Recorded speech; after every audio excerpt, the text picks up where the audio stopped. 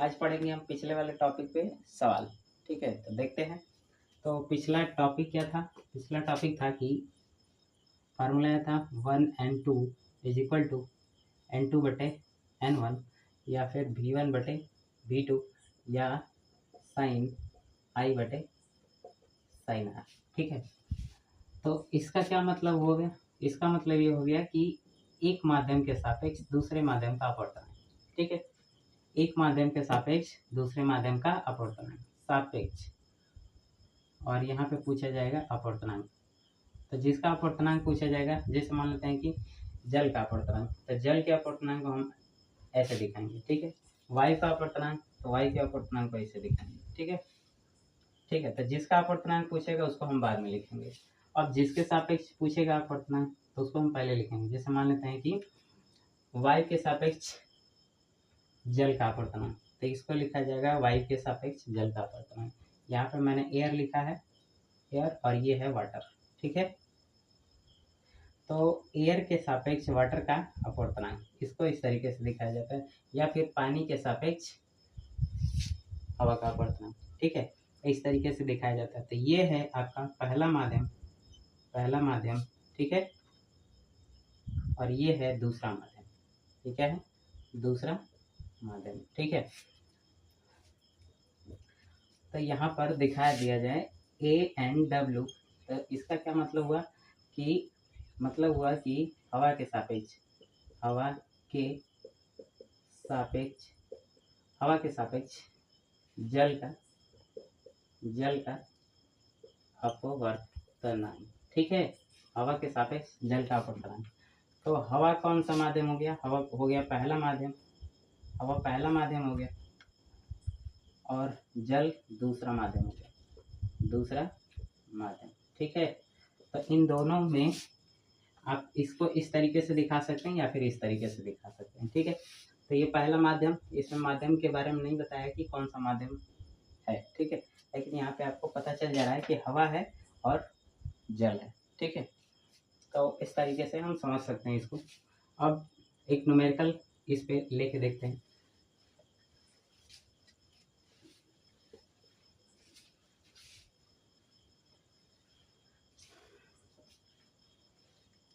तो फार्मूला क्या था? 1n2 is equal to n2/n1। ठीक है, इसका मतलब ये हो गया कि ये दूसरे माध्यम का अपवर्तनांक है और ये पहले माध्यम का अपवर्तनांक है। ठीक है, तो मैं क्वेश्चन ले रहा हूँ, हवा के सापेक्ष, हवा के सापेक्ष, ये क्वेश्चन है, हवा के सापेक्ष जल का अपवर्तनांक, जल का अपवर्तनांक 3/4 है। ठीक है, हवा के सापेक्ष जल का अपवर्तनांक 3/4 है, तो जल के सापेक्ष हवा का अपवर्तनांक ज्ञात कीजिए। हवा का अपवर्तनांक ज्ञात कीजिए। ठीक है, तो सबसे पहले लिखा जाएगा, दिया है, दिया है। ठीक है, क्या दिया है? तो जल का अपवर्तनांक पूछ रहा है। ठीक है, किसके सापेक्ष? हवा के सापेक्ष। तो जिसके सापेक्ष पूछेगा, सापेक्ष को हम पहले लिखेंगे, जिसका अपवर्तनांक पूछेगा उसको बाद में लिखेंगे।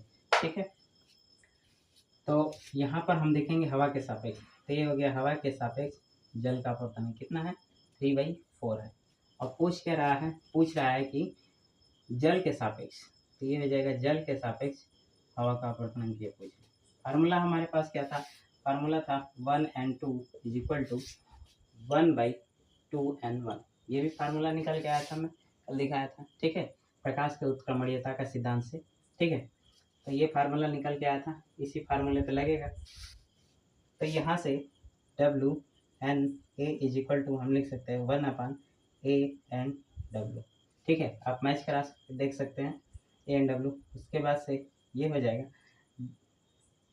WNA का मान पूछ रहा है, तो WNA इज इक्वल टू 1/, और इसकी वैल्यू कितनी है? इसकी वैल्यू है 3/4, 3/4। अब जिसका बटा नहीं है उसका बटा कर लेंगे, तो एक का बटा नहीं है तो एक का बटा कर लेंगे, तो इस 4 ऊपर चला जाएगा। तो इसका कितना हो जाएगा, A N W N A is equal to 4 ऊपर जाएगा तो ये 4/3, ये हो जाएगा आपका आंसर। ठीक है, पानी के सापेक्ष हवा का अपवर्तन। ठीक है, समझ में आया आपको? तो अगला क्वेश्चन लेके देखते हैं। अगला न्यूमेरिकल है हवा के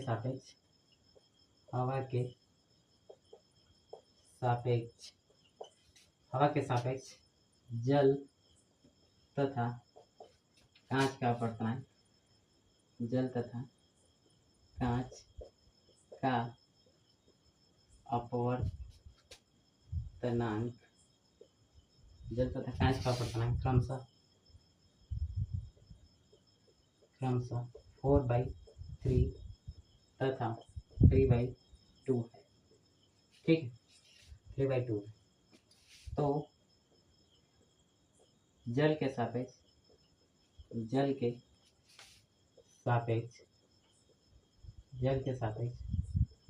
कांच का अपवर्तनांक ज्ञात कीजिए।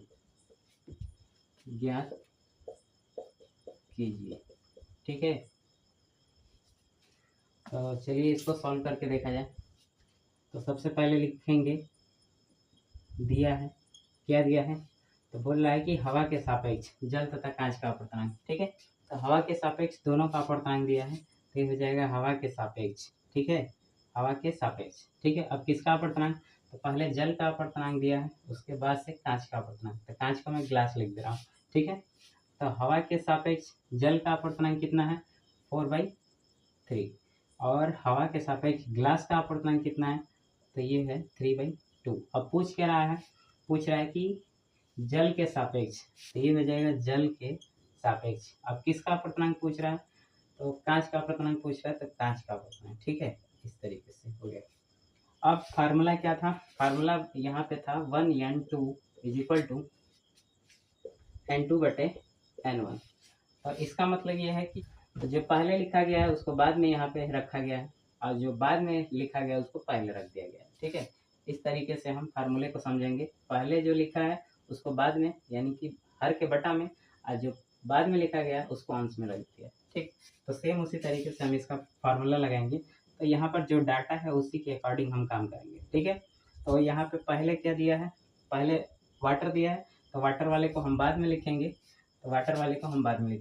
A N G is equal to, पहले वाटर दिया है तो वाटर वाले को मैं हर में लिखूंगा। ठीक है, तो वाटर कौन है यहाँ पे, वाटर ये है। ठीक है, तो यहाँ पर लिखा जाएगा ANW। ठीक है, उसके बाद से ग्लास बाद में दिया तो ग्लास को पहले लिखा जाएगा, तो ग्लास इसमें ये दिख रहा है आपको, ANG। ठीक है, अब मान रख देते हैं, तो WNG इज इक्वल टू, इसकी वैल्यू कितनी है, तो इसकी वैल्यू 3/2 है, 3/2।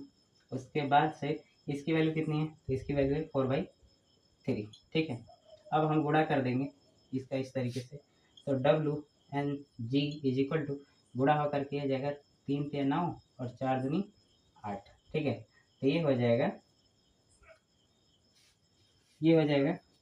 जल के सापेक्ष कांच का अपवर्तनांक। ठीक है, तो ये आंसर है।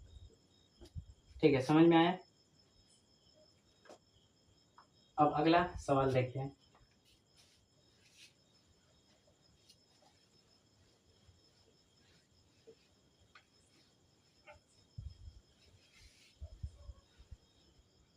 चल, तो अगला सवाल देखते हैं। अगला क्वेश्चन है, वायु तथा कांच में प्रकाश की चाल क्रमशः 3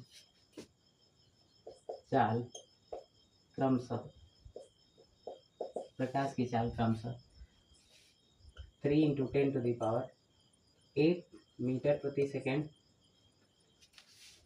तथा 2 × 10⁸ मीटर प्रति सेकेंड है। तो वायु के सापेक्ष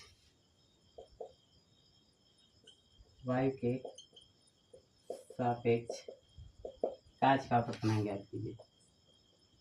कांच का अपवर्तनांक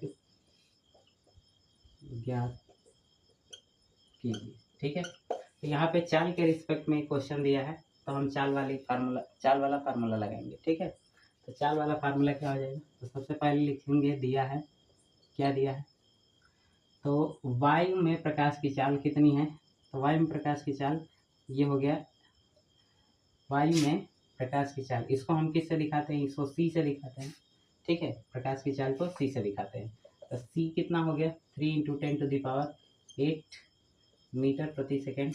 और उसके बाद से किस में पूछ रहा है, कांच में प्रकाश की चाल, तो इसको हम ये कांच, ये चाल दिखा रहे हैं। ठीक है, ये चाल है, वेलोसिटी है, और ये ग्लास में, ठीक है, ग्लास में वेलोसिटी, तो ये कितना हो जाएगा, तो ये हो जाएगा 2 × 10⁸ मीटर प्रति सेकेंड। अब क्या पूछ रहा है, अब पूछ रहा है कि वायु के सापेक्ष कांच का अपवर्तनांक ज्ञात कीजिए। तो क्या पूछ रहा है क्वेश्चन क्या पूछ रहा है कि वायु के सापेक्ष कांच का अपवर्तनांक ज्ञात कीजिए। ठीक है, तो वायु के सापेक्ष कांच का अपवर्तनांक तो हो गया, वायु के सापेक्ष कांच का अपवर्तनांक, तो इसके लिए फार्मूला क्या होगा, तो वायु के सापेक्ष v1/v2। ठीक है, यही फार्मूला था ना, n = v1/v2। तो यहाँ पर n = v1 क्या है, v1 है पहला माध्यम, तो पहला माध्यम क्या है, पहला माध्यम में प्रकाश चल रहा है वायु में। ठीक है, और दूसरा माध्यम क्या है, दूसरा माध्यम ग्लास है। ठीक है, तो यहाँ पर हम c/v लिखेंगे।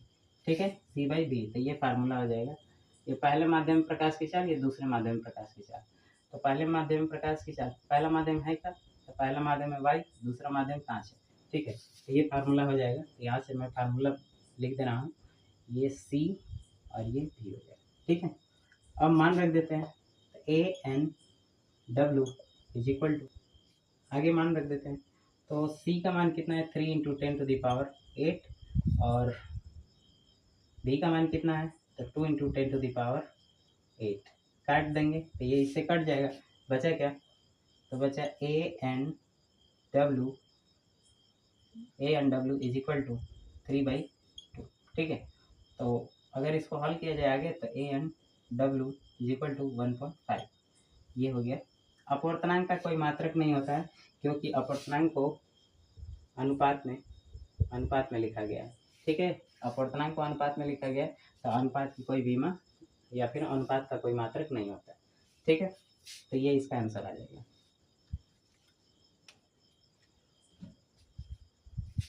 चलिए, तो अगला क्वेश्चन सॉल्व करते हैं।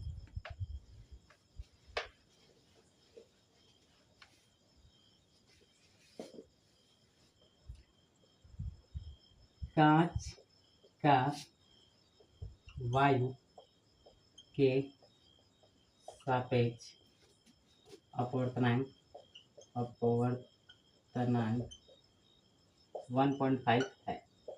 ठीक है, 1.5 है, तो कांच के सापेक्ष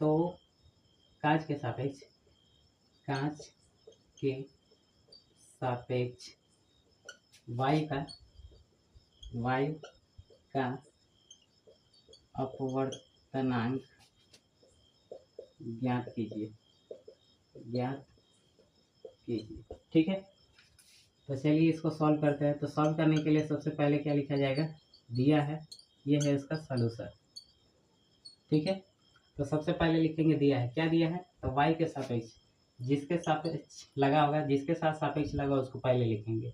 तो वाई के सापेक्ष लगा तो वाई को पहले लिख दिए। किसका पूछ रहा है अपवर्तनांक, तो कांच का, तो मैं ग्लास लिख दे रहा हूँ। ठीक है, कितना है, 1.5। ठीक है, अब क्या पूछ रहा है, तो कांच के सापेक्ष, तो कांच को हम लिखेंगे पहले, और जिसका अपवर्तनांक पूछेगा, वाई का अपवर्तनांक पूछेगा, तो वाई को हम बाद में लिख देंगे। अब ये पूछ रहा है। ठीक है, तो GNA फार्मूला है ANG, ये कहाँ से फार्मूला है, तो 1N2 = 1/2N1, यहाँ से फार्मूला है। ठीक है, ये मैं कल बता दिया था। ठीक है, अब यहीं से फार्मूला ये आएगा। अब मान रख देते हैं, तो GNA = 1/ANG का मान कितना है, ANG का मान है 1.5। जब इसको सॉल्व किया जाएगा, तो GNA = इसको हम लिख सकते हैं 10/15। ठीक है, अब ये भाग जाएगा, तो GNA, तो इसकी वैल्यू कितनी आएगी, तो इसकी वैल्यू आएगी 0.67 ठीक है, ये हो जाएगा इसका आंसर। ठीक है, आप भाग देके चेक कर सकते हैं इसको। ठीक है, तो समझ में आया। चलिए तो अगला क्वेश्चन देखते हैं। अगला क्वेश्चन है वायु के सापेक्ष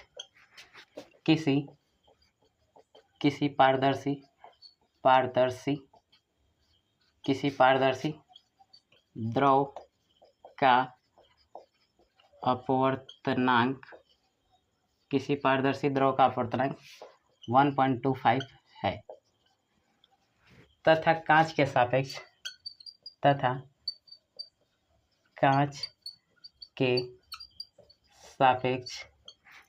अपवर्तनांक 1.5 है। ठीक है, 1.5 है।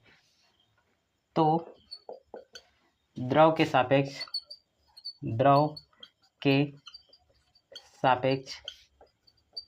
कांच का अपवर्तनांक ज्ञात कीजिए।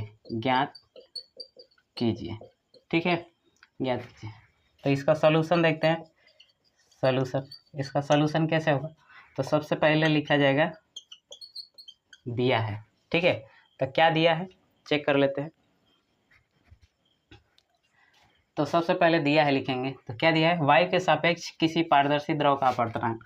तो ये हो जाएगा वायु के सापेक्ष किसका अपवर्तनांक? तो पारदर्शी, ट्रांसपेरेंट मैं मान ले रहा हूँ 1.25। ठीक है, तो वायु के सापेक्ष किसी ट्रांसपेरेंट लिक्विड का अपवर्तनांक कितना है? 1.25। अब क्या पूछ रहा है? कांच के सापेक्ष अपवर्तनांक कितना है? 1.5। तो किसका? तो कांच के सापेक्ष उस लिक्विड का अपवर्तनांक 1.5 है। ठीक है, अब क्या पूछ रहा है? द्रव के सापेक्ष। तो ये हो जाएगा द्रव के सापेक्ष। कौन सा द्रव? ट्रांसपेरेंट द्रव।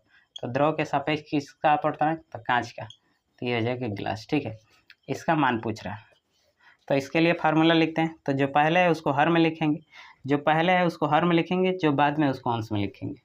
तो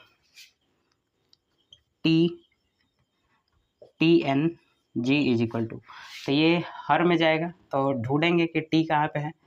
ठीक है, तो देखा जाएगा कि T कहाँ पे है। तो T दोनों में दिख रहा है। ठीक है, T दोनों में दिख रहा है, लेकिन अगर बात की जाए ग्लास की, तो ग्लास इसमें दिख रहा है, तो ये ग्लास वाला है और ये T वाला है। ठीक है, तो इसको हम पहले इसको हर में लिखेंगे, तो हर में लिखेंगे ऐसे ANT। ठीक है, उसके बाद से अब किसकी बारी है? ग्लास की। तो ग्लास कहाँ पे है? यहाँ पे है, तो GNT। ठीक है, अब मान रख देते हैं। तो TNG इज इक्वल टू, इसका मान कितना है? इसका मान है 1.5 और इसका मान कितना है? 1.25। ठीक है, अब TNG is equal to solve करेंगे तो ये कितना हो जाएगा? तो ये हो जाएगा 150 और ये हो जाएगा 125। ठीक है, अब TNG तो इसकी वैल्यू आएगी 1.2। ठीक है, 1.2 ये हो जाएगा इसका आंसर। ठीक है, आप भाग करके देख सकते हैं, यही आएगा।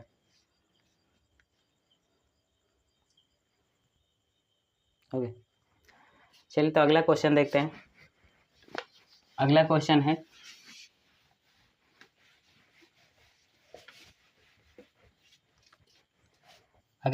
है वायु में प्रकाश की चाल 3 × 10⁸ मीटर प्रति सेकेंड है। ठीक है, उस माध्यम में प्रकाश की चाल ज्ञात कीजिए।